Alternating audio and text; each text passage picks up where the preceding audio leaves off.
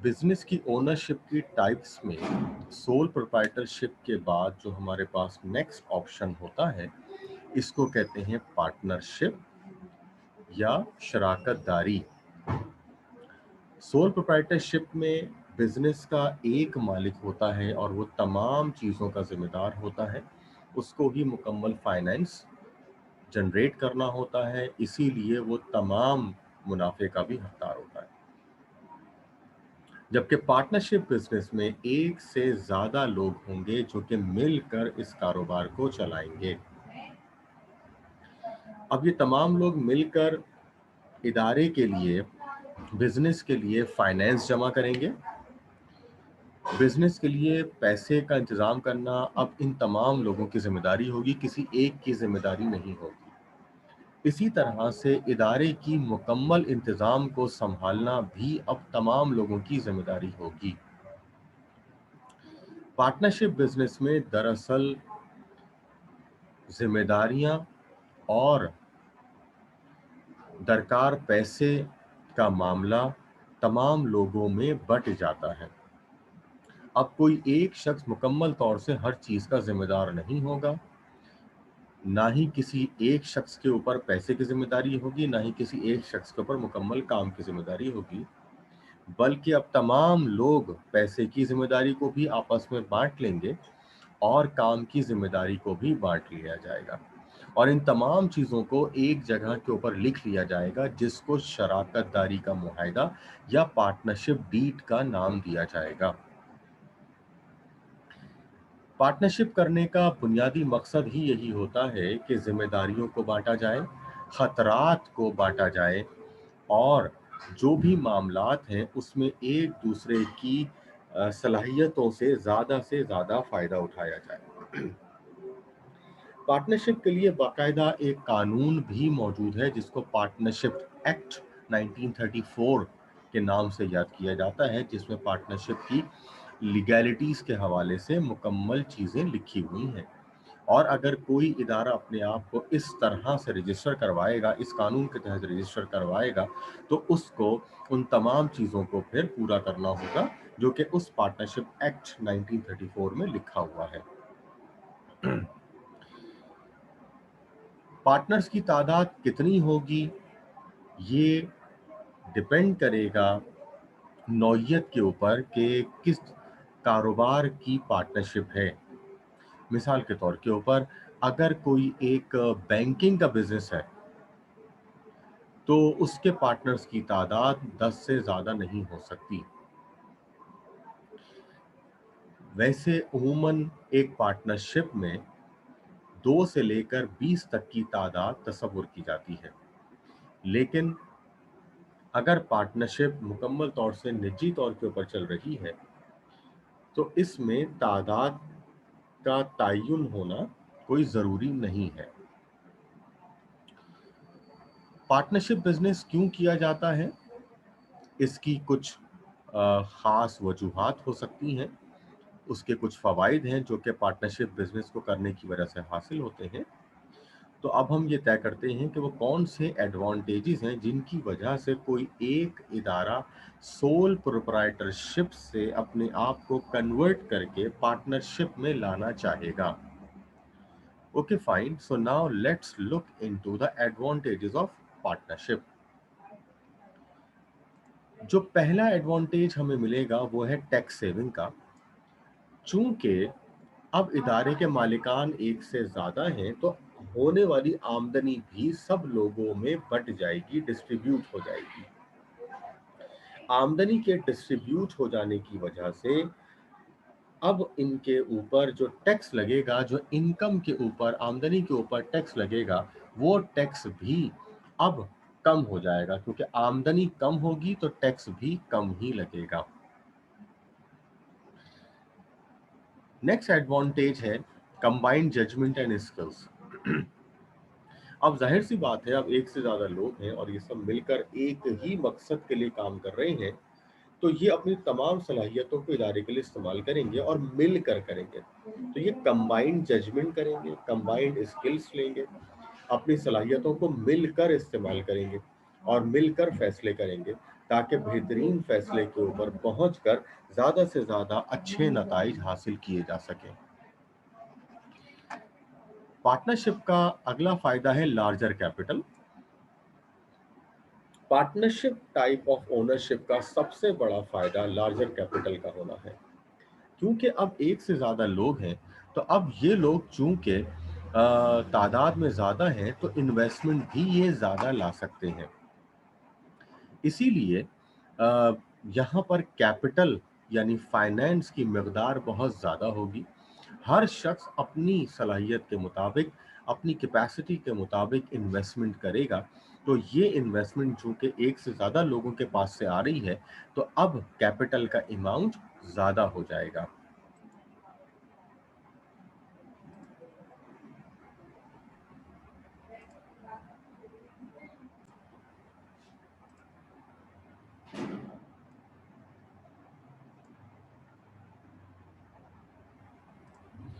Next हमारे पास है high credit standing. क्योंकि एक से ज़्यादा लोग मौजूद हैं, तो एक से ज़्यादा होने की वजह से इनके ऊपर एतबार भी ज़्यादा होगा। कोई भी फाइनेंशियल इंस्टीट्यूट ऐसे इदारे को ज़्यादा अहमियत देगा कि जहाँ पर मालिकान की तादाद ज़्यादा है, और वो मालिकान अपनी अपनी हैसियत को इस्तेमाल करते हुए ज़्यादा बेहतर क्रेडिट स्टैंडिंग को इंजॉय करेंगे। इसीलिए वो बिजनेस जो पार्टनरशिप के तौर पर चलते हैं, इनकी क्रेडिट स्टैंडिंग एक सोल प्रोप्राइटरशिप के मुकाबले में कहीं ज़्यादा होगी। जो क्रेडिटर्स हैं, सप्लायर्स हैं, उनका भी एतमाद ऐसे इदारे के ऊपर ज़्यादा होगा, क्योंकि पार्टनरशिप बिजनेस में अनसर्टेनिटी कम होगी। एक से ज़्यादा लोग चूंकि उसको चला रहे हैं, तो एक की गैर मौजूदगी में दूसरा कारोबार को संभाल सकता है। बिल्कुल इसी तरीके से नेक्स्ट हमारे पास होगा retention of valuable employees. Retention मतलब रोकना, वैल्यूएबल एम्प्लॉइज कीमती हमारे मुलाजमीन, यानी हमारे वो मुलाजमीन जो बहुत सलाहियतों के मालिक हैं, उन मुलाजमीन को रोकना आसान हो जाएगा। इसलिए कि इदारे का साइज अब ज़्यादा है पार्टनरशिप होने की वजह से, और जो एम्प्लॉइज़ हैं उनको अपनी तरक्की यहाँ पर नज़र आएगी, और उनको मिलने वाले इंक्रीमेंट्स उनको उस इदारे के अंदर कायम रखेंगे। तो इसीलिए जो वैल्यूएबल एम्प्लॉइज़ हैं, इनको लंबे अरसे तक इदारे में रोका जा सकता है।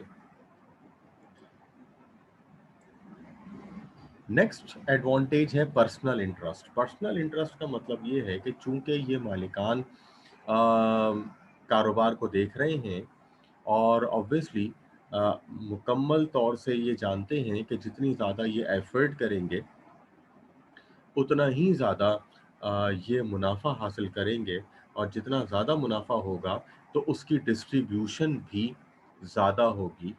तो इसीलिए तमाम मालिकान अपना पर्सनल इंटरेस्ट शो करते हैं, और ज़्यादा से ज़्यादा सरगर्मी के साथ इदारे की बेहतरी के लिए काम करते हैं। नेक्स्ट है डेफिनेट लीगल स्टेटस। पार्टनरशिप इदारा बाकायदा अपने आप को रजिस्टर करवा कर चलाया जा सकता है। तो ऐसे इदारे का एक बेहतरीन लीगल स्टेटस होता है, एक मुकम्मल लीगल स्टेटस होता है, और ये पार्टनरशिप एक्ट के तहत अपने आप को रजिस्टर करवाया जा सकता है। और चूंकि ये रजिस्टर्ड हो जाएगा, तो इसकी यकीनन जो स्टैंडिंग है, वो एक सोल प्रोप्राइटरशिप, एक अनरजिस्टर्ड इदारे के मुकाबले में काफ़ी बेहतर होगी।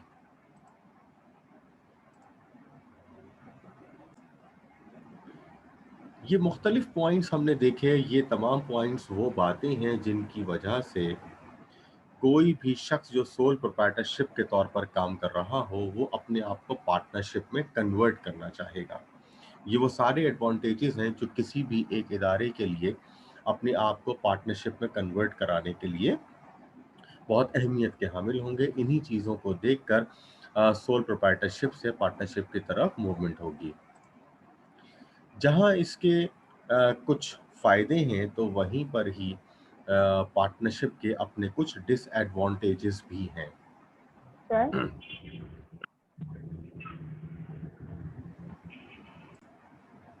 ओके, तो वो चीज़ें कि जिनकी वजह से हम पार्टनरशिप को छोड़ना चाहेंगे, या वो बातें जो पार्टनरशिप में मसाइल का बाइस बनती हैं, अब हम उनको यहाँ पर स्टडी करेंगे। इनको कहते हैं डिसएडवांटेजेस। नाउ अब ये डिसएडवांटेजेस क्या है, इसमें पहला हमारे पास ये है, और वो है लैक ऑफ कंटिन्यूटी। यहाँ भी ये एक मसला आता है, क्योंकि जैसे ही कोई भी शख्स पार्टनरशिप को छोड़ेगा किसी भी वजह से, चाहे वो रिटायर हो जाए या किसी की डेथ हो जाए या नया पार्टनर ही इवन शामिल हो जाए किसी भी वजह से, तो जो पुरानी पार्टनरशिप है उसको फिर रोल बैक करना पड़ता है, उसको फिर ख़त्म करना पड़ता है, और उसके बाद फिर हम एक नया इदारा लेकर आते हैं। यानी इसका मतलब ये हुआ कि जब एक पार्टनरशिप चल रही है 3 लोगों के दरमियान, अब इसमें से अगर कोई एक पार्टनर छोड़ के जाता है तो अब जो 2 रह गए उनको नए सिरे से पार्टनरशिप करनी होगी, नए सिरे से एग्रीमेंट करना पड़ेगा। बिल्कुल इसी तरीके से अगर कोई 3 लोग काम कर रहे हैं और एक चौथे को शामिल करते हैं, तो चौथे के आने की वजह से दोबारा एक एग्रीमेंट होगा, और उस एग्रीमेंट को हमें दोबारा लिखना पड़ेगा, तो जो पुराना एग्रीमेंट है वो ख़त्म हो जाएगा। ठीक है? तो इसीलिए लैक ऑफ कंटिन्यूटी का मसला पार्टनरशिप के अंदर आता है। इसी तरह से नेक्स्ट हमारे पास है अनलिमिटेड लायबिलिटी। ये मसला सोल प्रोप्राइटरशिप में भी था, और ये यहाँ पर भी है कि लायबिलिटी जो है वो अनलिमिटेड है, यानी कि जितना भी लॉस हो जाए पार्टनर्स को हर सूरत में पूरा करना पड़ेगा। बस सिर्फ सोल प्रोप्राइटरशिप में यहाँ के मुकाबले में यहाँ पर एक बेहतर सिचुएशन है वो ये है कि सोल प्रोप्राइटरशिप में एक ही शख्स को पूरा नुकसान पूरा करना पड़ेगा, लेकिन जो पार्टनरशिप है इसमें तमाम लोग मिलकर नुकसान को पूरा करेंगे, लेकिन बहरहाल नुकसान की लिमिट नहीं है। नुकसान जो है वो अनलिमिटेड हो सकता है, जितना भी नुकसान होगा वो सारा का सारा मिलकर सब लोग उसको पूरा करेंगे। नेक्स्ट डिसएडवांटेज है divided control and management. Obviously अब इदारे के मामलात एक शख्स के हाथ में नहीं है, बल्कि कई लोग मिलकर चला रहे हैं, तो अब हर एक का अपना एक जहन होता है, हर एक की अपनी एक सोच होती है। अब कंट्रोल बढ़ चुका है, तो अब यकीनन डिसीजन लेने में प्रॉब्लम आएगी, और सब लोगों को चूंकि मिलकर फैसला करना है, लेकिन एक बात पर राजी होना आसान नहीं होता। इसीलिए ये डिवाइडेड कंट्रोल जो है वो पार्टनरशिप के अंदर एक सबसे बड़ा डिसएडवांटेज बनकर सामने आता है।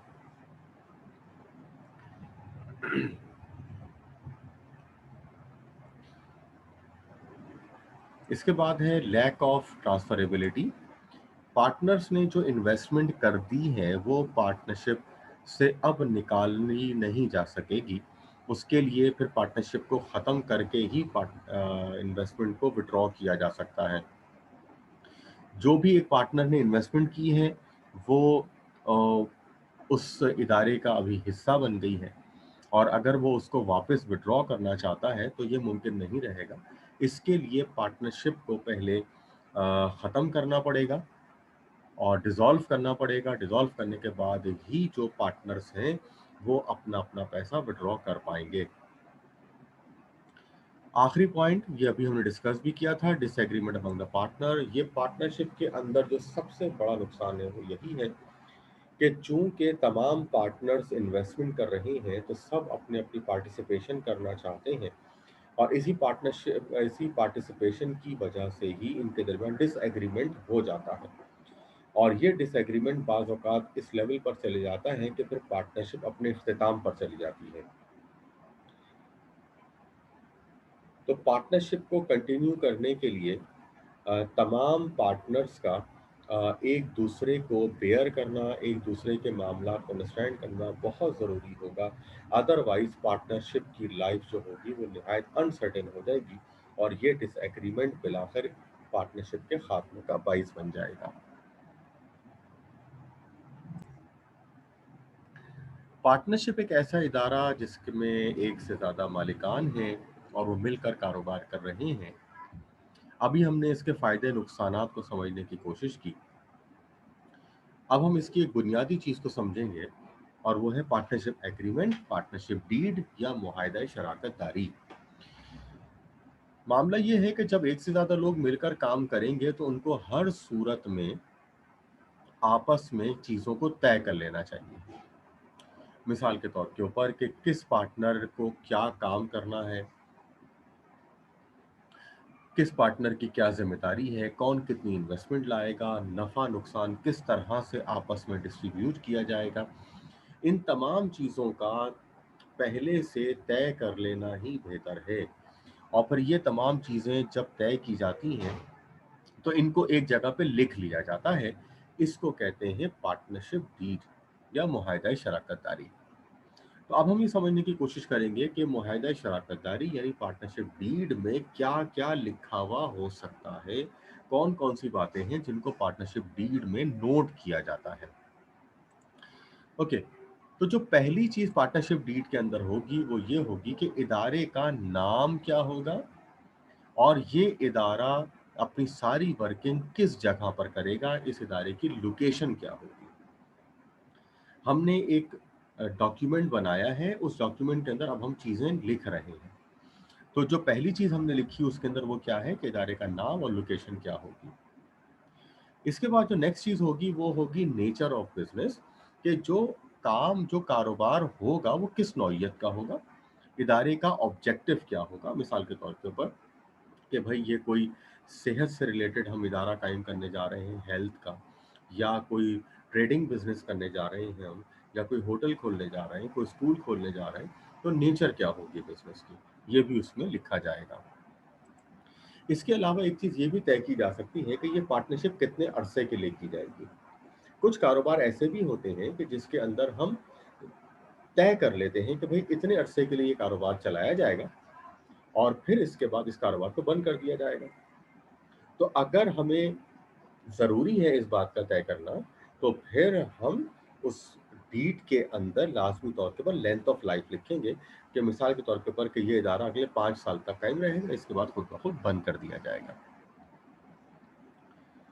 इसके अलावा डीड में लिखा हुआ होना चाहिए है कि पार्टनर्स के एड्रेसेस क्या-क्या हैं, कहाँ-कहाँ रहते हैं, उनके नाम क्या-क्या हैं। हर पार्टनर कितनी इन्वेस्टमेंट कर रहा है, ये उसमें लिखा जाएगा। इनके दरमियान प्रॉफिट शेयरिंग कैसे होगी, नफा नुकसान का बंटवारा कैसे होगा, ये भी उसमें लिखा जाएगा। इसके अलावा कि कौन पार्टनर होगा कि जो कि मैनेजमेंट को देखेगा। हर पार्टनर मैनेजमेंट नहीं देखता। कुछ पार्टनर होंगे जो कि फाइनेंस देखेंगे, कुछ मार्केटिंग देखेंगे, कुछ एडमिनिस्ट्रेशन देख रहे हैं, कुछ मैनेजमेंट देख रहे हैं। तो हमें ये बात नोट कर लेनी चाहिए है पहले से कि किसके ज़िम्मे मैनेजमेंट की ज़िम्मेदारी होगी। इसी तरह से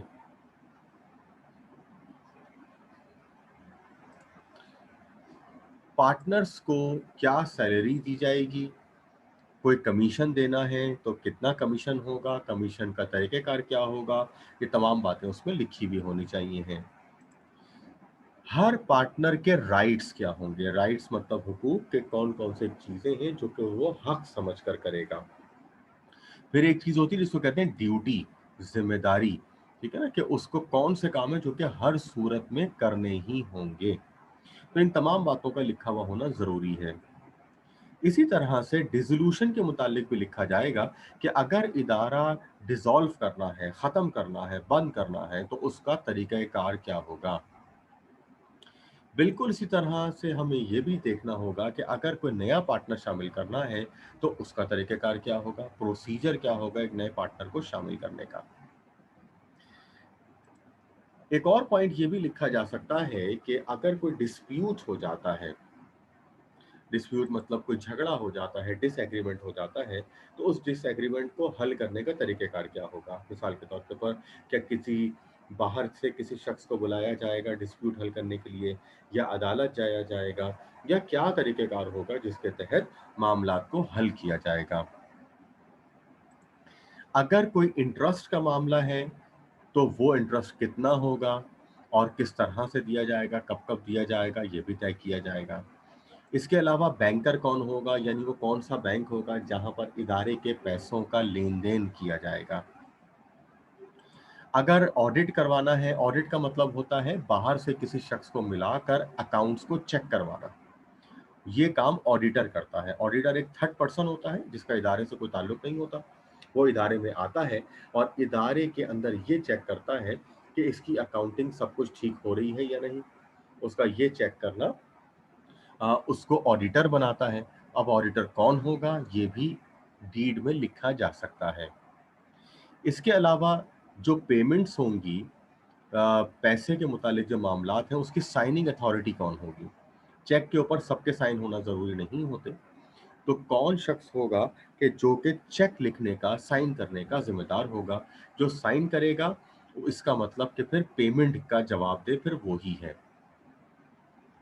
अगर किसी पार्टनर को रिटायर करना है, तो वो रिटायरमेंट का तरीक़ेकार क्या होगा? और फाइनली अगर पार्टनर्स ने आपस में गुडविल या बोनस वगैरह को डिस्ट्रीब्यूट करना है, तो उसका तरीक़ेकार भी क्या होगा?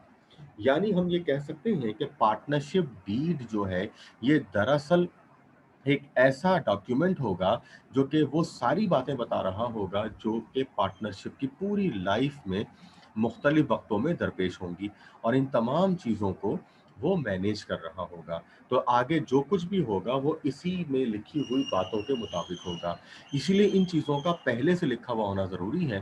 पहले से लिखा हुआ होगा तो इसका मतलब ये कि सब लोग एग्रीड हैं तरीक़ेकार के ऊपर, और फिर उसके मुताबिक तमाम मसाइल को हल कर लिया जाएगा।